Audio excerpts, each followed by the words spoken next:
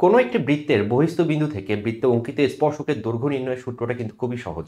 তোমাকে জাস্ট বিন্দুটা দিয়ে কি করতে হবে, কি বৃত্তের সমীকরণটাকে সিদ্ধ করতে হবে এবং স্কয়ার রুট নিতে হবে। বাট তার আগে খেয়াল রাখতে হবে যেন এক্স স্কয়ার এবং ওয়াই স্কয়ারের সহগ 1 হয়। তুমি দেখো এই ইকুয়েশনটাতে তোমার এক্স স্কয়ার ওয়াই স্কয়ারের সহগ কিন্তু 1 নেই, আছে 2। তো ফার্স্ট অফ অল আমাদেরকে এটাকে 1 বানাতে হবে এবং সমীকরণের যে রাইট সাইড সেটাকে 0 বানাতে হবে।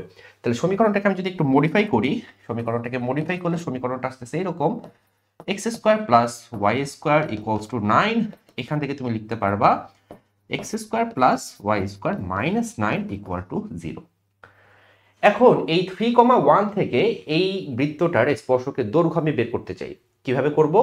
3,1 বিন্দুটাকে, এই যে 3,1 বিন্দুটা, এটা নিয়ে এসে তুমি করবা কি, এই সমীকরণটাতে বসাবা। যখন বসালে আমার আসতেছে 3 স্কয়ার প্লাস 1 স্কয়ার মাইনাস 9। এই জিনিসটার স্কয়ার রুট দিয়ে দাও, এটাই হচ্ছে আমার স্পর্শকের দৈর্ঘ্য। স্পর্শকের দৈর্ঘ্য হিসাব নিকাশ করলে দেখো এটা হচ্ছে 9, এটা মাইনাস 9 প্লাস 9 মাইনাস 9 কাটাকাটি থাকতেছে 1।